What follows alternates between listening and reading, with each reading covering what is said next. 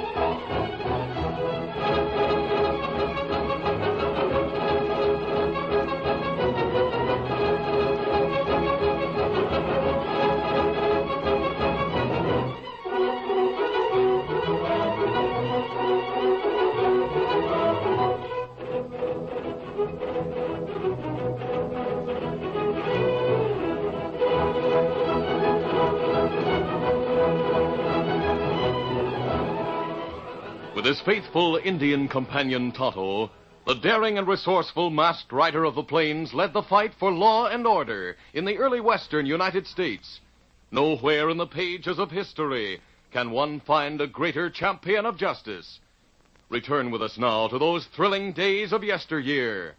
From out of the past come the thundering hoofbeats of the great horse Silver. The Lone Ranger rides again. Come on, Silver. Let's go, big fellow. Hi-yo, Silver! Away!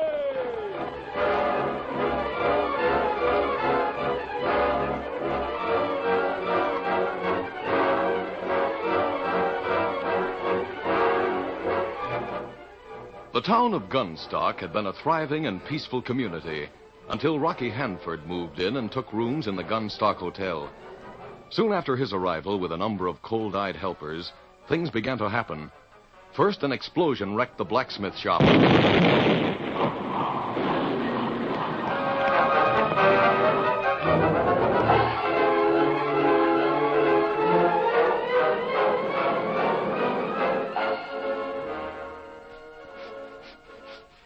The next day, Mrs. Miggs was scrubbing the floor of her little restaurant.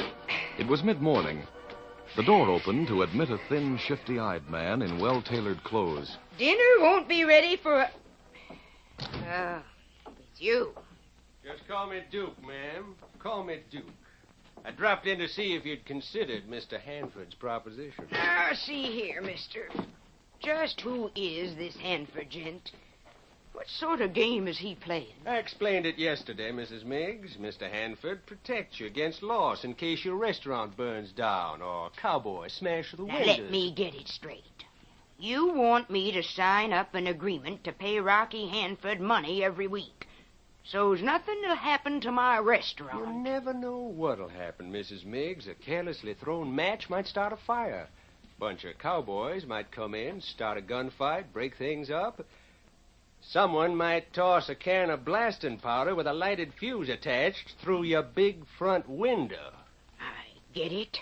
It's just the sort of game I thought it was. Now, here's the contract. Here's what I think of your agreement, you sneaking crook. And here's what I think of you. You shouldn't have slapped me, Mrs. Miggs. You shouldn't have done that. Just take that slap back to the hotel and to Hanford. Tell him I'm not paying tribute to a crook.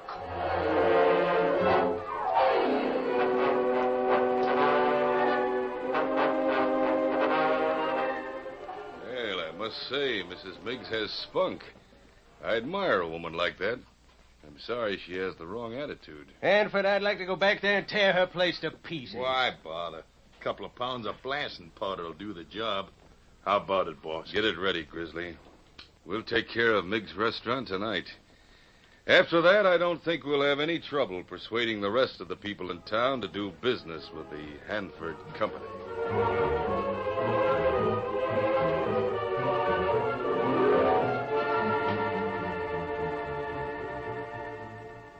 That night, the restaurant was destroyed.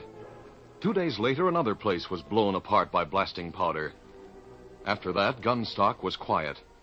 But every store, cafe, and office on both sides of the street paid weekly tribute to Rocky Hanford.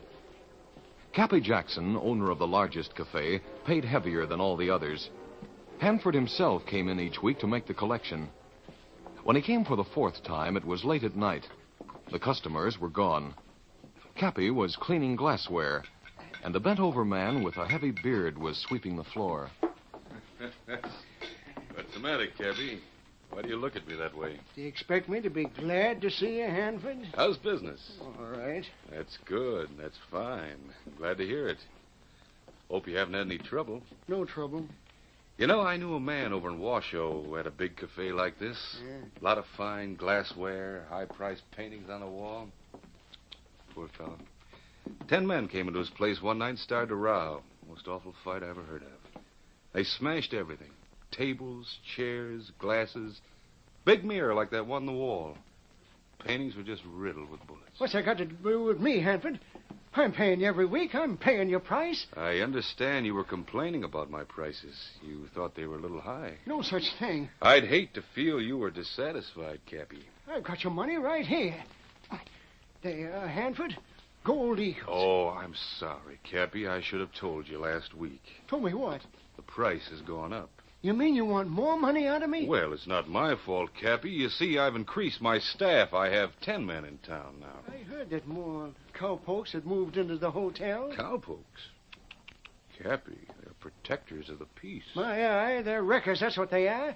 You said it was 10 men that wrecked that cafe in Washoe. Curious coincidence, huh? And 10 men will tear my place apart if I don't pay tribute to you. $50 more, Cappy. It's robbery, that's what it is. $50, Jackson. Get away from here, you. Only trying to sweep the floor, sir. Get away, I tell you. Now, Hanford, what's the idea of pushing an old man off his feet? Serves him right for snooping around trying to hear what I'm saying.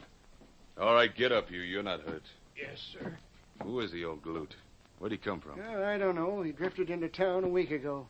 Come here and asked for a job. So I'm working for 3 squares a day in a bunk in the back room. Well, send him out. I don't like witnesses to my transactions. But Hanford... I said send him out.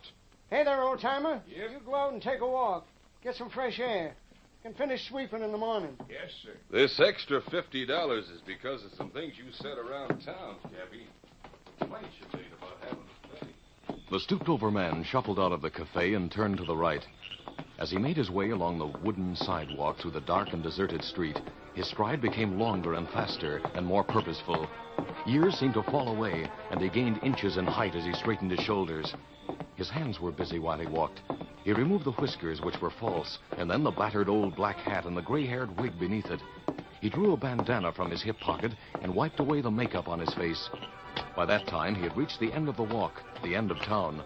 He turned sharply to the right, and a moment later joined an Indian who was waiting with 2 horses in a clump of trees. Here, Tonto, take these things and put them into the saddlebag. Here's the vest. I'll have the shirt for you in just a minute.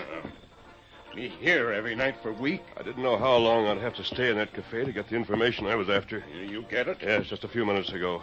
Here, shirt. It'll be good to get back into my own clothes. No one who had seen the swamper in the cafe would have suspected that he was a strong, broad-shouldered man. A man who was known throughout the West as the Lone Ranger. Now my gun belt. Yeah. You get proof that everyone in town pay cash to Hanford? I know that Cappy Jackson is paying cash to Hanford. Now I'm going to call on the sheriff and see what he has to say. Here, hat. Thanks. You wait right here, Tonto. I'll be back as soon as possible. Now for the mask. Get ready. The tall man fitted a mask across the upper part of his face and prepared to mount the great white stallion. Steady, easy. The horse that was almost as well known as the Lone Ranger. One, Silver!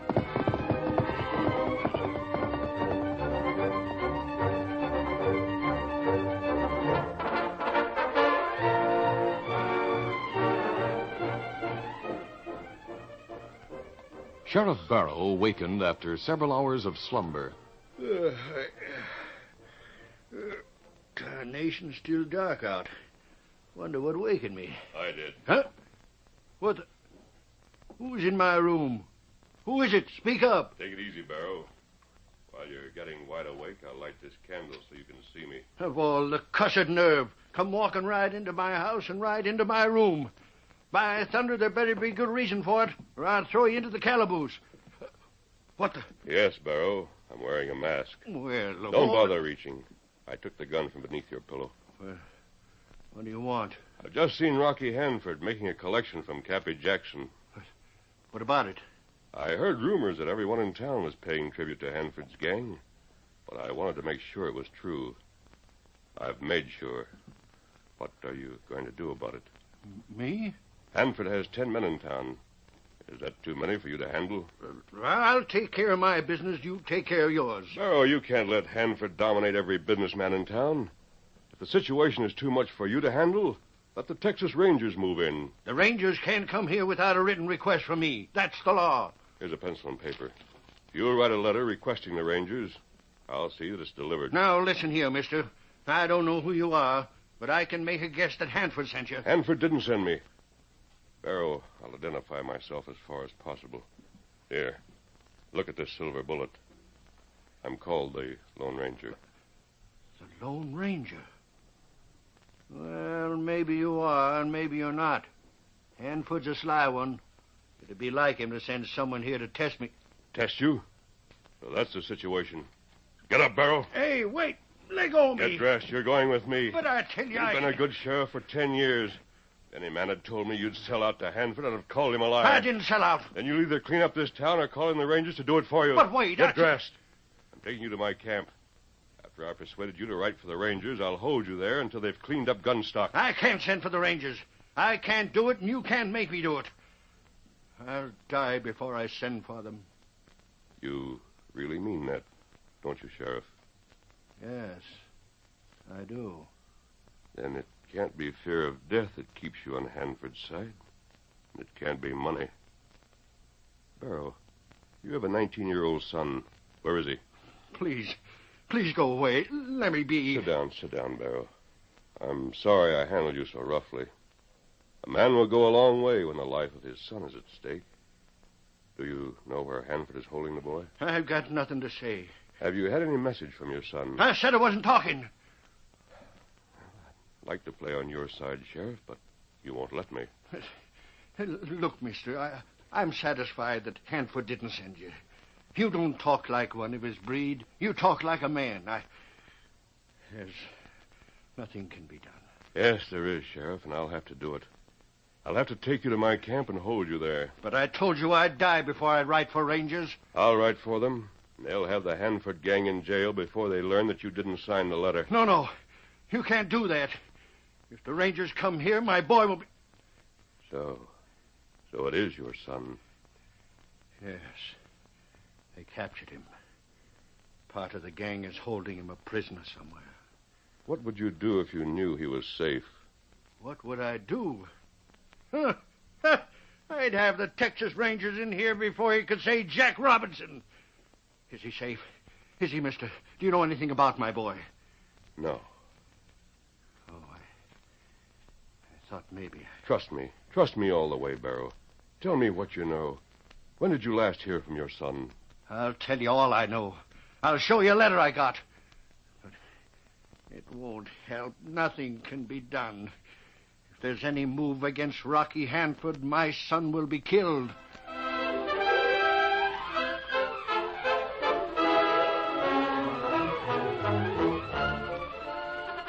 The curtain falls on the first act of our Lone Ranger story. Before the next exciting scenes, please permit us to pause for just a few moments.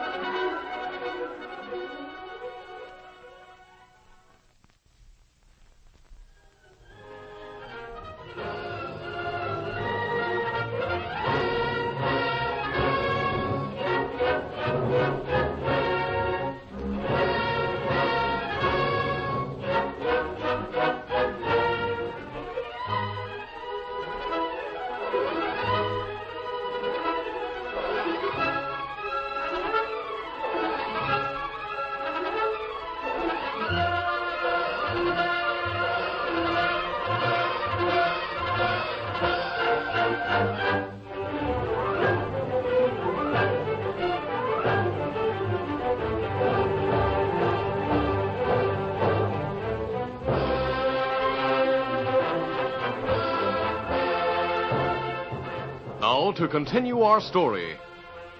After talking to Sheriff Barrow, the Lone Ranger returned to the woods near town where Tonto had waited in the darkness. He told how Rocky Hanford had tied the sheriff's hands. You see, the sheriff has a 19-year-old son who was working in Scottsville.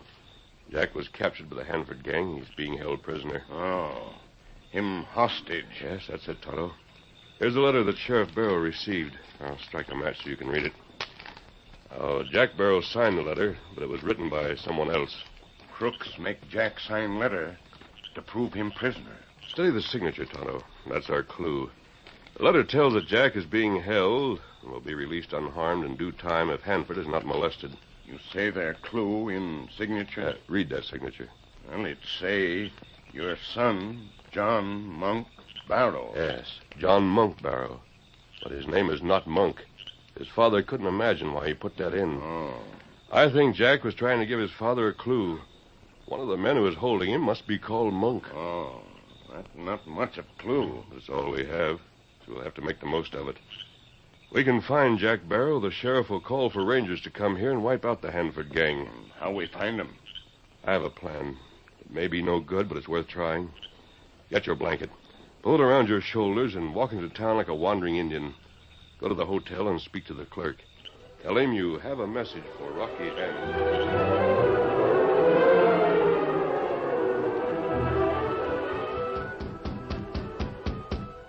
Who's there? It's the night clerk. I have a message for Mr. Hanford.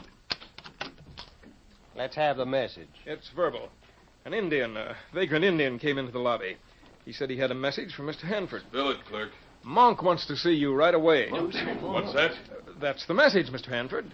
The Indian said that Monk wanted to see you right away. He didn't explain who Monk was. Where is the Indian? I sent him away, sir. I didn't want him hanging around. You should have brought him here. But I... Never mind. Get out. What do you make of that, Hanford? You think something's wrong? The shack? I don't know. Remember how Jack signed his name to the message for the sheriff? He signed it John Monk Barrow. He said that was his full name. He wanted the sheriff to know that the signature was his own and not forged. Yeah, it might have been coincidence that Monk Mason was in our outfit. On the other hand, Jack might have been trying to give his father a tip-off. And let him know that one of the gang was called Monk? Duke, you and Jake go out and look for that Indian. If you find him, bring him here. If you don't find him, come back anyway. I'm going to see Monk. I'll ride alone, but I want the boys to follow far enough in back of me to be out of sight, in case I'm watched.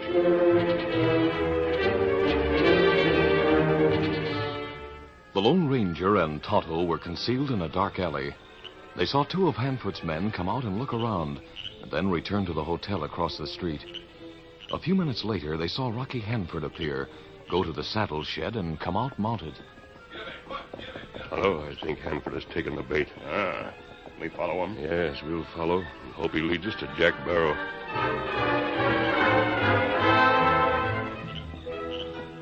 The masked man and the Indian kept well in back of Hanford on a winding trail from town, without suspecting that they too were followed in the dim moonlight by 10 of Hanford's men.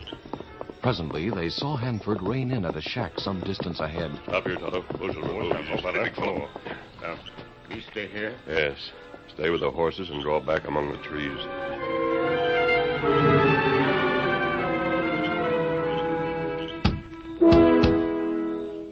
Rocky Hanford rapped 3 times on the door of the shack. Mr. Hanford. Gosh, boss. Hello, Monk. Hi, Mr. Hanford. Butch, how's the prisoner? There he is. Indian came into the hotel, left word you wanted to see me. Well, I don't savvy that, boss. We haven't sent word to anybody. Hey, what the... You're covered. He's mad. I'll get him. No! I'll get him, boss. As the Lone Ranger fired to disarm Monk, who was in the act of drawing a gun, the other guard closed in and clutched the masked man's arm. Then Hanford leaped into the fight. While the Lone Ranger struggled with Hanford and the guard, Monk stood back, hugging his injured hand and shouting with pain. His gun had fallen to the floor near the bunk where Jack Barrow sat. Despite the fact that his hands were tied at the wrist, the sheriff's son was able to pick up the heavy weapon and fire a warning shot. Break it up. He's got my gun. Stand clear, Hanford. I'll let you have it to the head. Good work, Jack. I don't know who you are, why you're masked, but you seem to be on my side. I'll take over now. You two, stand over there against the wall with Monk and keep your hands up. All right, mister. Why, you... Do as he says. I have a knife here, Jack. Stick your hands out. I'll cut that rope. Here. You 3, watch yourselves. I'll make a fast move. There you are, Jack. Thanks. Take the knife and cut the rope around your feet. Then you can cover these three while I fit some ropes to their hands. For a moment, the Lone Ranger was in command of the situation. He couldn't understand the half-smile of confidence on Rocky Hanford's face. He didn't know that 10 of Hanford's men had heard the shots from far away and had spurred their horses forward to close in on the cabin. Tonto, concealed in the trees nearby with Scout and Silver, saw the gang ride by. There was nothing he could do to stop them or to warn his masked friend.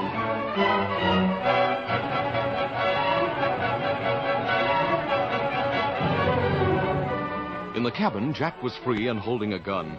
The Lone Ranger had tied the hands and feet of 2 of the 3 men, then turned to Monk, who was sobbing. Don't tie me, mister. Don't do it. My hand's busted. I can't stand the pain. Jack, keep him covered. I hear some horses coming. Those are my men, mister. You're through. You see, I suspected a trap of this sort. The Lone Ranger hurriedly moved to the open door and looked out. Can you see who they are? Yes, Jack. There's nearly a dozen out there. They're Hanford's men. Help! Help, boys! Help me! That's Hanford. It's the boss. The Lone Ranger slammed and bolted the door, but not before Duke and Grizzly and the rest of Hanford's men had seen their leader backed against the wall with his hands tied, while Jack Barrow held a gun. The boss was tied. Hanford is captured. I saw Jack Barrow. He was free. He was holding a gun. There's a masked man in there. Now, wait a minute, boys. Listen to me. If the sheriff's boy gets free, we'll all go to jail. We gotta get Hanford out of there. What about Monk and Peavy? They don't count. It's a boss we gotta get. Give me that rock at your feet, Grizzly. I'll heave it through the window and talk to that masked man and Jack Barrow. Here. You can't see through the window. There's a blanket over it. I can yell through it. You won't get anywhere that way. Open that door. Let us come in. We want to talk to you. Too late for talking. I'm turning your boss over to the law. You'll never get out of that cabin alive. I'll take that chance. We're coming to get you. Come along. Open fire, boys. Pour lead through those windows. But we might hit Hanford. That'll be his tough luck. We warned the sheriff what would happen if there was any move against us. We're going to keep our word. Open fire!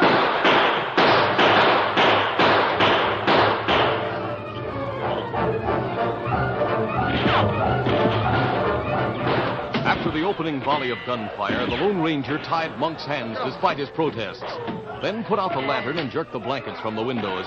Then in the darkness, he and Jack took stands on opposite sides of the room to return the fire of the outlaws, who had spread out to surround the shack. Why don't you give up, mister? You can't win. My men will get you sooner or later. Better keep close to the floor, Hanford, or one of those bullets will get you. This gun's empty. What about Hanford's? I've emptied that one, too. I'm just about out of ammunition. All I have left's a gun I got from Peavy. Make the shots count. There. I got another one of those crooks. You can't get them all. Why don't you give up? Shout out that window. Let them know you'll surrender. Oh, how? Like this? I don't know who you are, mister, but there's no call for you to die fighting my fight. Look out the rear window. See if any of them are closing in from that direction. What'll we do when the bullets are gone? Then it's going to be hand to hand. I see a couple of them. Oh, hang it all, they duck behind rocks. You two haven't got a chance. Listen to me and we can make a deal. The fight continued, but both the Lone Ranger and Jack Barrow became more sparing with their bullets. Hanford's men took advantage of every rock and rise of ground to get to the cabin without exposing themselves. They were moving in slowly but relentlessly on all sides, until finally Jack announced his last shot had been fired. This brought a laugh from Hanford. Well, the time for that hand-to-hand fighting is getting mighty close, mister. That I want to see. You against my whole gang. You might see more than that, Hanford. Hey, I hear hoofs. Someone else is coming. That's what I counted on. I thought we'd hear from Tonto sooner or later. There's more gunfire. What's going on out there? Who's coming? I don't know who it is, Jack, but I'm sure it's help for us. It sounded like an Indian. It's Tonto. Spread out, men! Spread out! Surround them! Did you hear that, Jack? Well, that's my dad.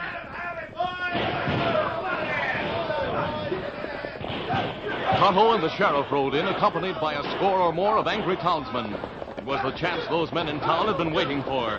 The chance to square things with Rocky Hanford and his gang of extortionists. Whoa there! Get that critter on the right. Don't let any of them get away. Will you show those polecats who runs Gunstock? Sheriff, behind you! He got him! Let go of my arm! Good work, Tonto. You crooks better surrender. Throw down your guns. You're surrounded. The fight was short and sharp. The outlaws, outnumbered and surrounded, were quick to surrender.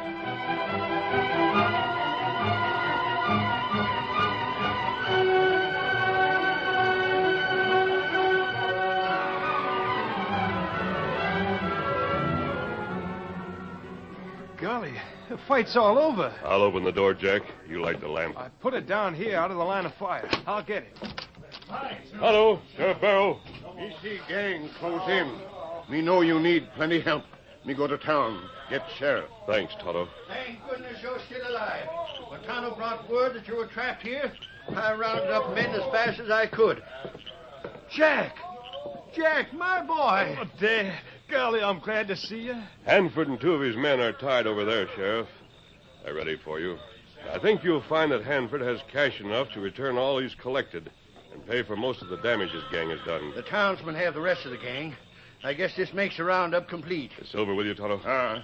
Him outside. Come on, then. We'll shove on. We've got to get to the silver mine and get more bullets. Sheriff, we'll meet again. Adios. Thanks, mister.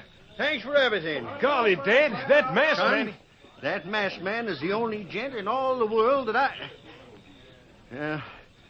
Oh, well, never mind. What were you going to say, Dad? Well, son, I had to knuckle down to Hanford's gang because they were holding you as hostage. But when I heard that the masked man had been captured, I just had to move. I had to do it even if it meant your life. Tonto, the Indian, he didn't tell me you were here. He just said the masked man was trapped. Oh, gosh, boy. I'm glad to see you. Oh, but Dad, that masked man, if he's so important, who is he? Who is he, son? He's the man who found you. The man who trapped the Hanford gang. The man who cleaned up the town of Gunstock. He's the Lone Ranger.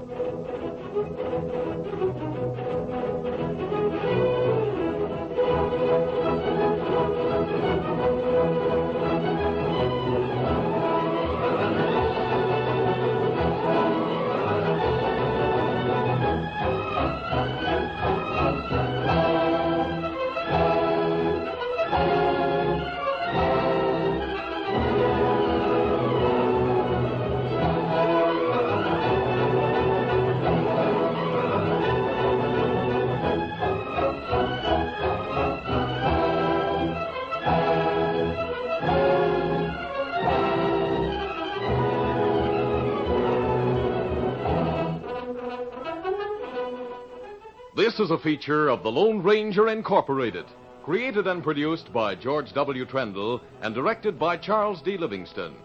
Tonight's story was written by Fran Striker. The part of the Lone Ranger is played by Brace Beemer.